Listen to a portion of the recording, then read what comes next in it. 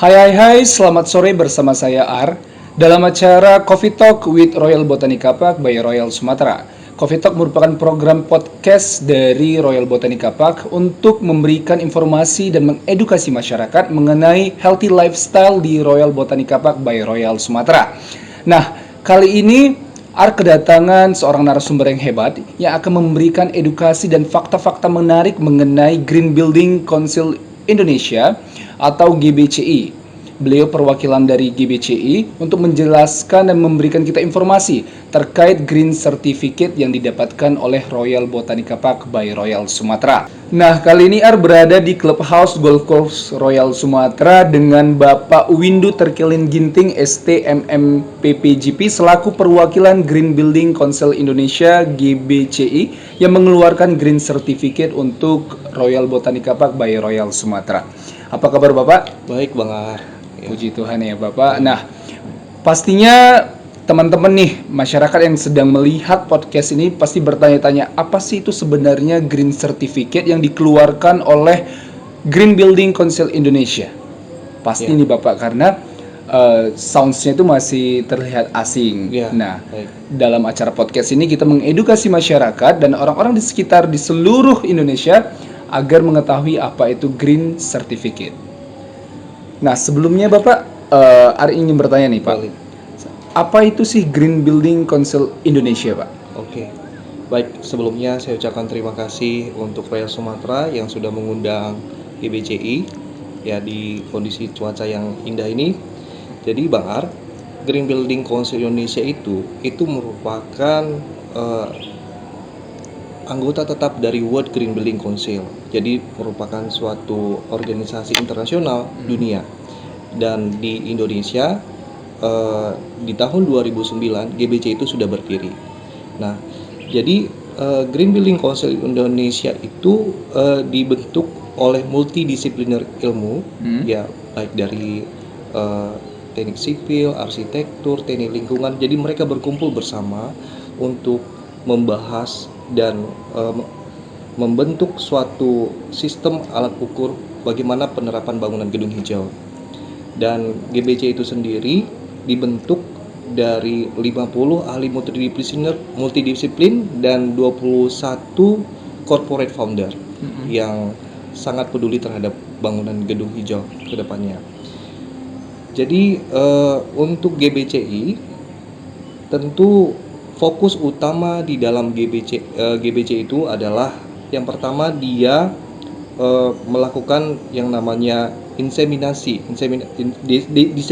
pasar. Jadi diseminasi itu adalah memberikan gagasan baru terkait penerapan bangunan gedung hijau dan tentu masalah yang saat ini kita ketahui bahwa bangunan gedung itu adalah hampir 30% bangunan gedung itu menjadi sumber dari eh, ibaratnya kayak efek rumah kaca, climate change ya. Jadi itu sangat membahayakan lapisan Benar. ozon kita. Nah, jadi itulah kenapa GBCI terpanggil untuk membuat eh, aturan, kriteria tolak ukur untuk menjaga ekologi kita lebih baik. Benar. Jadi Green Building Council Indonesia ini berdiri tahun 2019 untuk 2009. 2009, Iya. maaf Pak, 2009 itu untuk yang namanya memberikan Green Certificate. Iya. Seperti itu Pak. Nah, Iya. Green Certificate ini gunanya itu apa sih Pak? Dan itu apa sebenarnya? Ya, jadi Green Certificate itu kalau di Indonesia tolak ukurnya disebut dengan Green Chip. Berbeda dengan di negara-negara lain yang juga menjadi anggota dari World Green Building Council kayak ada di Singapura, ada di eh, US, ada di Australia dan lain-lain. Tapi kalau di Indonesia namanya Green Chip. Nah, jadi Green Chip itu adalah tolak ukur yang kita berikan kepada beberapa bangunan dengan beberapa objek tertentu.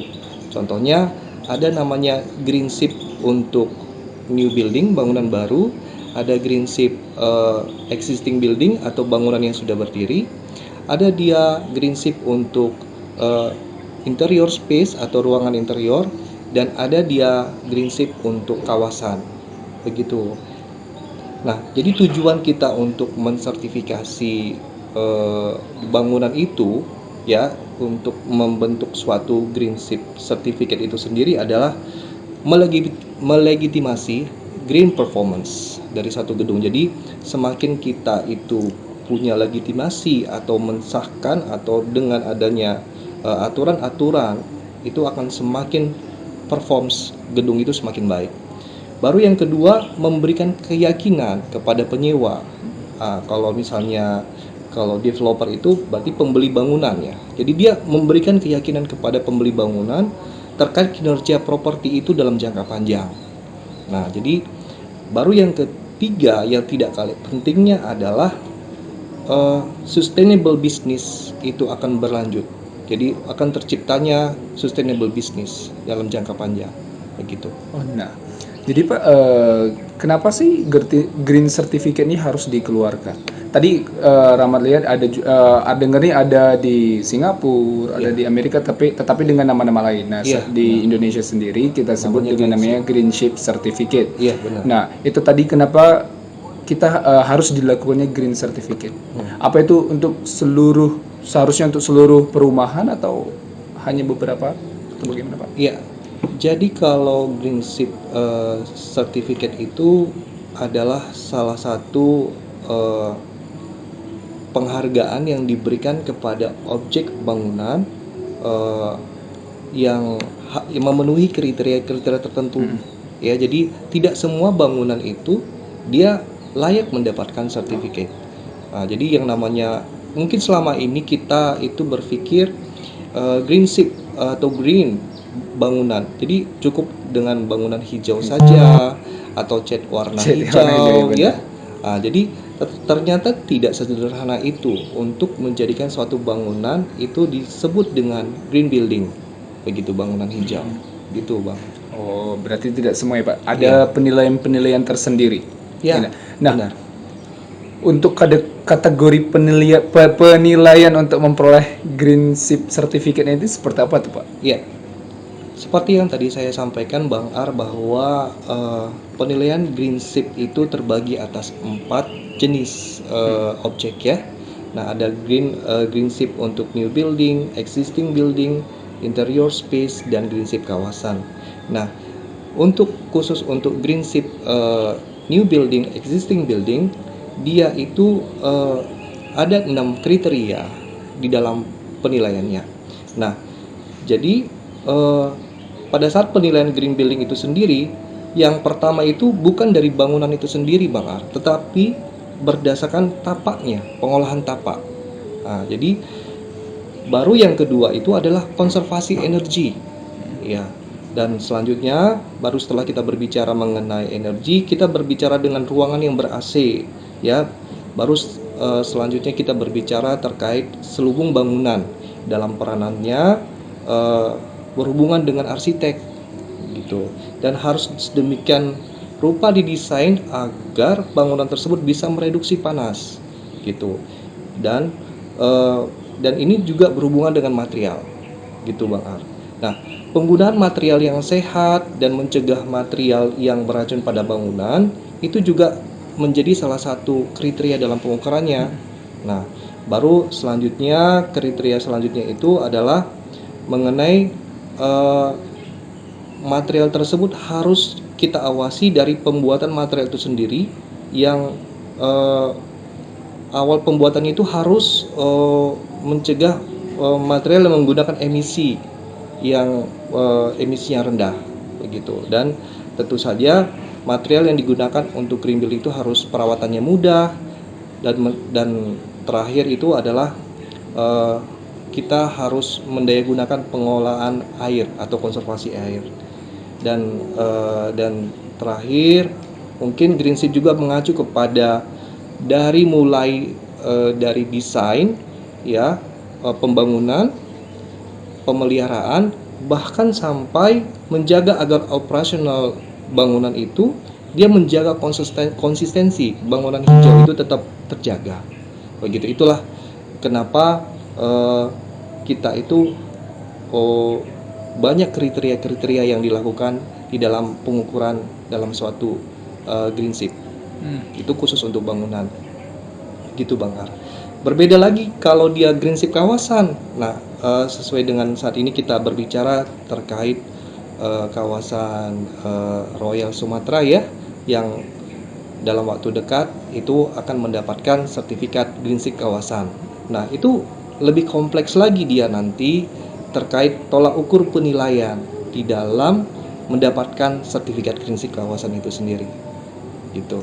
Oh gitu. Berarti Green Ship Certificate yang dikeluarkan oleh Green Building Council Indonesia ini memiliki kriteria sendiri sehingga Green Certificate itu dapat diberikan di sebuah bangunan atau di sebuah kawasan. Iya. Nah, untuk Royal Botanica Park sendiri kita termasuk ke dalam Prinsip kawasan. Green Ship kawasan. Iya. Wah, keren sekali ya. Ternyata Green Ship Certificate tidak diberikan hanya kepada tadi seperti Bapak bilang tidak dinilai dari catnya rumah warna hijau, tetapi hal-hal seperti material, interior juga mempengaruhinya. Nah, kemudian ini Bapak untuk mengapa Royal Botanica Park layak mendapatkan Green Ship Certificate? Nah, sebelum kita berbicara mengenai ke arah sana, saya mau jelaskan dulu bahwa greensip kawasan itu adalah dasar kita dalam membentuk green city atau kota hijau, ya. Dan beberapa aspek yang akan dilakukan pengukuran untuk menciptakan suatu green city atau kota hijau itu, yaitu yang pertama adalah green planning dan design. Ya, green planning dan design. Baru yang kedua itu adalah green open space. Jadi ruang terbuka hijau. Baru yang selanjutnya adalah green wash atau bagaimana cara pengolahan sampahnya. Baru green transportation. Jadi bagaimana transportasi itu bisa lebih diutamakan interkoneksi antara satu dengan yang lainnya yang lebih mudah. Baru ada green water, pengelolaan air, dan green energy, serta green building dan green community. Jadi itu adalah salah satu kriteria untuk membentuk suatu green city yang menjadi dasar di dalam pengukuran greensip kawasan. Begitu Bang Ar. Nah, jadi saya seperti yang saya tadi bilang bahwa greensip kawasan ini adalah tolak ukurnya sangat kompleks. Begitu Bapak. Nah, tadi Bapak sudah menjelaskan tentang keuntungan dan manfaat si Green Ship Certificate untuk lingkungan. Nah, untuk keuntungan dan manfaat Green Ship Certificate bagi penghuni yang tinggal di kawasan yang memiliki Green Ship Certificate, contohnya di Royal Botanica Park itu apa tuh Pak? Ya, baik Bang Ar. Kalau kita berbicara terkait manfaat penerapan Green Ship Certificate itu, dia ini terbagi atas beberapa faktor. Yang pertama itu dari sisi keuntungan yang berdasarkan dari peraturan, ya. Jadi peraturan itu saat ini sudah mewajibkan, ya, dari misalnya dari Kemenko PR, bahkan sebentar lagi, ya, Sumatera Utara itu akan membentuk suatu peraturan perundang-undangan terkait penerapan bangunan gedung hijau itu sendiri. Nah, baru yang kedua, manfaat terkait kenaikan nilai properti, ya. Jadi pemilik gedung yang sudah memiliki sertifikat green building itu nilai properti itu berdasarkan kajian, nilai properti itu akan meningkat. Yang selanjutnya dari sisi biaya operasional bangunan gedung itu, ya, walaupun nilai investasi saat ini memang ada sedikit perbedaan atau sedikit lebih tinggi dari bangunan yang konvensional, tetapi dalam jangka waktu 5 atau 10 tahun biaya operasional untuk bangunan yang memiliki konsep hijau atau green building itu biaya pemeliharaannya atau operasionalnya itu akan berkurang, begitu. Jadi itu yang menjadi manfaat. Dan selanjutnya kita berharap ke depannya ada peraturan daerah yang memberikan insentif kepada owner gedung yang sudah menerapkan konsep gedung hijau. Ya, jadi manfaat yang selain dari manfaat yang tadi saya sampaikan, keuntungannya itu eh, selain dari ada insentif yang diberikan oleh pemerintah ke depannya, tentu dengan adanya penerapan kriteria yang ketat dalam green building itu sendiri, tentu sangat berbeda dari bangunan yang konvensional, ya. Jadi dari sisi produktivitas penghuni itu akan semakin baik, ya, kenyamanan dan kesehatan penghuni itu akan terjaga, begitu. Jadi eh, itu yang menjadi manfaat. Dan tentu saja selain dari manfaat tersebut, building saat ini tidak hanya eh, mengacu kepada bangunan yang hanya mengutamakan dari kualitas bangunan itu sendiri, tetapi ada hal sisi lain yang harus kita pertimbangkan, yaitu bagaimana kita menjaga ekologi, menjaga kelestarian lingkungan kita ke depannya. Karena Bang Ar, populasi dunia itu akan semakin bertambah terus-menerus, ya. Jadi kalau seandainya tidak mulai dari sekarang kita itu menjaga terkait dalam konsep bangunan hijau, itu kondisi ekologi atau kondisi iklim kita itu akan semakin buruk dari tahun ke tahun, dan itulah yang berakibat terjadinya climate change, itulah akibat terjadinya gas rumah kaca, peningkatan gas karbon di udara. Jadi itu akan semakin membuat bumi kita itu semakin rusak, begitu. Jadi itulah kenapa saat ini hal-hal yang seperti ini tidak lagi menjadi isu nasional, tetapi sekarang itu sudah menjadi isu internasional, begitu. Jadi itulah makanya Bang Ar, semakin lama penerapan konsep bangunan hijau ini akan menjadi kebutuhan, akan diwajibkan bagi setiap pemilik gedung, begitu Bang. Ya, untuk Royal Botanica Park eh, memang saat ini dalam proses penilaian on progress, ya, dan beberapa hal yang kita lihat dari kondisi kawasan Royal Botanica Park itu adalah mengenai ekologi lahan yang sangat terjaga, ya, area dasar hijau yang sangat diutamakan, ya, juga mengenai masalah kualitas lingkungannya. Nah, itu adalah salah satu kriteria yang akan dinilai di situ. Terus yang kedua, masalah pergerakan dan konektivitas, ya.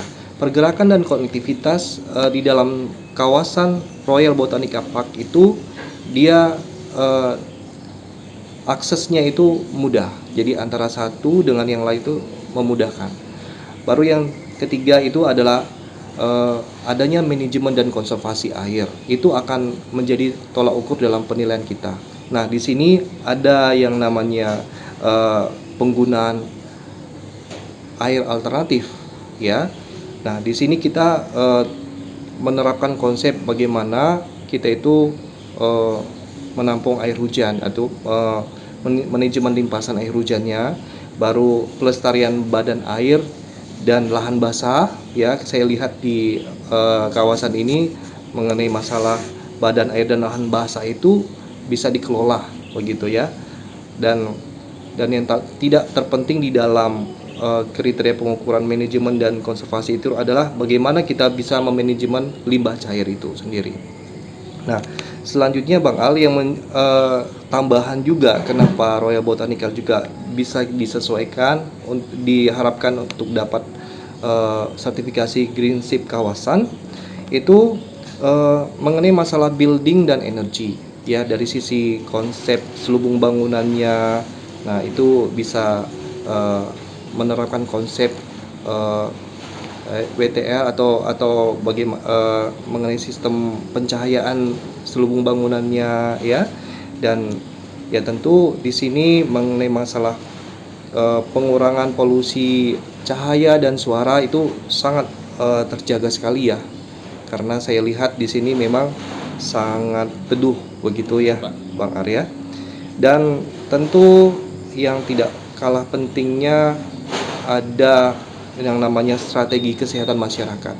Nah, di sini eh, dari sisi developer dari Royal Botanical Park itu eh, ada ibaratnya penyediaan untuk fasilitas masyarakat, ya, seperti pembangunan ekonomi masyarakat di dalam dan di luar kawasan, dan tentu saja yang paling penting di sini adalah bagaimana mengenai survei kepuasan dari pembeli bangunannya, ya, kepada penghuni secara teratur. Jadi bagi siapapun yang membeli bangunan di sini tentu eh, merasa dipedulikan terkait kepuasan di dalam kawasan itu sendiri, ya.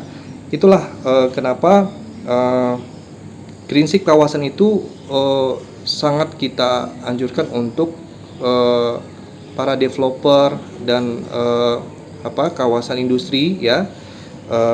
Dan salah satu yang juga sangat penting adalah dengan diterapkannya prinsip kawasan itu, dia juga peduli terkait budaya lokal dan lingkungan yang aman. Nah, jadi itulah kriteria-kriteria secara keseluruhan yang kita nilai di dalam penerapan prinsip kawasan ini. Dan kami dari GBCI sangat mengapresiasi terkait hal ini, bagaimana manajemen Royal Botanica Park itu menjadikan kawasan proyeknya itu menjadi prinsip kawasan, begitu. Oke, Pak. Berarti banyak sekali manfaat dan keuntungan dari Green Certificate ini, Iya. terutama di Royal Botanica Park, sehingga penghuni-penghuni yang nantinya akan tinggal di Royal Botanica Park itu merasa dipedulikan, Iya. secara berkala dicek, gitu ya Pak, Iya. dan mendapat tidak hanya sekedar tinggal, tetapi suasana lingkungan itu menyehatkan ya Pak. Iya, benar. Nah, sangat tertarik untuk kita membahas tentang Royal Botanica Park yang sebentar lagi akan mendapatkan Green Certificate dari Green Building Council Indonesia (GBCI).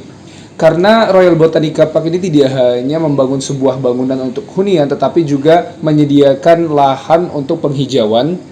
Juga ada danau, di mana danau tersebut memiliki jogging tracknya Pak, yoga track juga, sehingga masyarakat tidak hanya tinggal tetapi dapat memfasilitasi berlari pagi, jalan pagi, sehingga kesehatan untuk penghuni itu sangat terjamin untuk yang tinggal di Royal Botanica Park. Nah nih Pak, seperti yang kita ketahui banyak sekali kawasan-kawasan seperti perumahan atau kawasan lainnya di Sumatera Utara. Nah, yang Bapak ketahui baru di mana nih, kawasan mana nih yang baru mendapatkan Green Certificate itu sendiri, Pak? Ya, terkait mengenai green ship kawasan, ya. Untuk green ship kawasan kebetulan saat ini di Sumatera itu baru Royal Botanica Park. Royal Botanica Park. Dalam on progress Botanica untuk menuju green ship kawasannya, begitu.